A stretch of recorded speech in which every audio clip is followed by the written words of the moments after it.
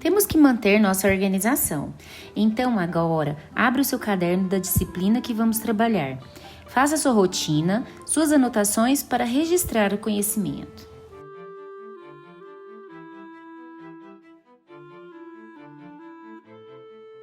Patrimônios culturais, eu trago para vocês aqui a classificação dos materiais com imateriais.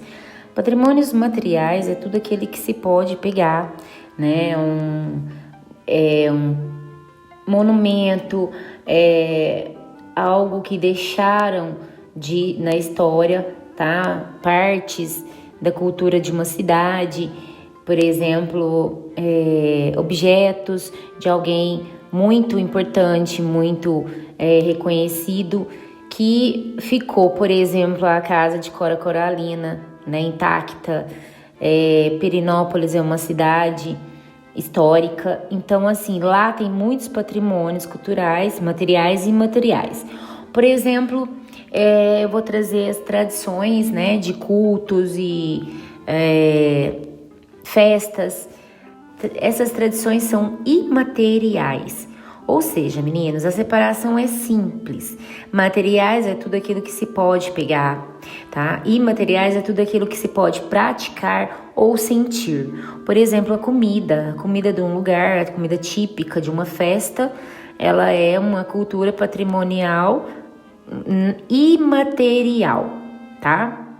A dança desse lugar, dessa festa, também é um patrimônio cultural imaterial, certo? Diferente de material que se estabelece, como eu disse já, monumentos, pontes, lugares que ficaram marcados como lugares históricos, certo? Diversidade cultural e diversidade de saberes.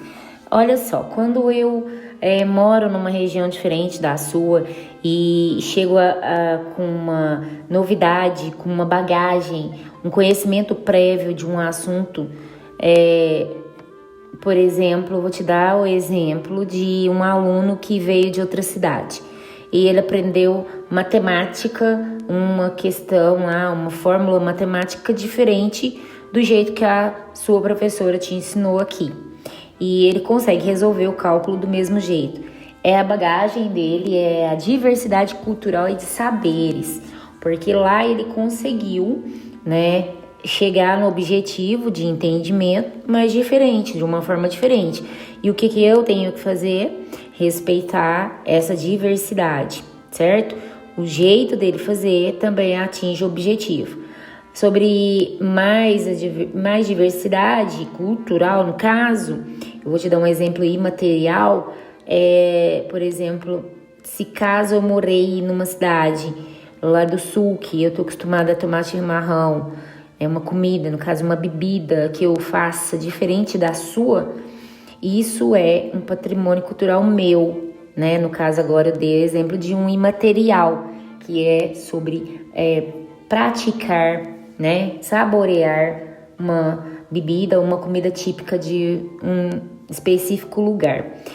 Você não gostar ou você não ter o hábito aqui de comer e beber o que eu trouxe novo de outro lugar, não tem problema.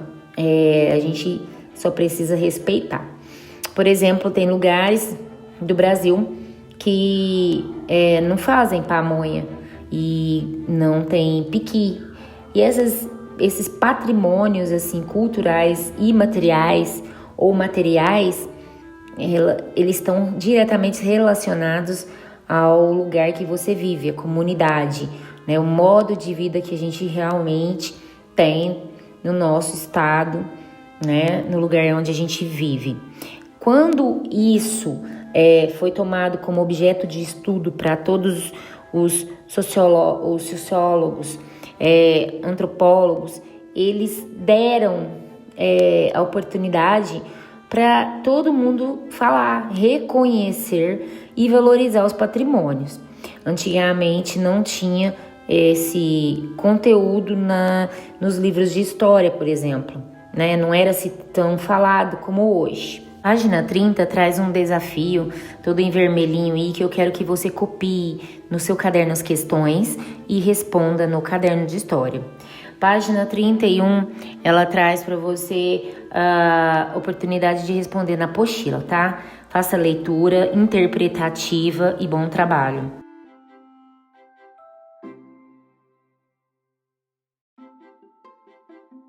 A 32, a página 32 é a continuação do assunto patrimônio cultural imaterial.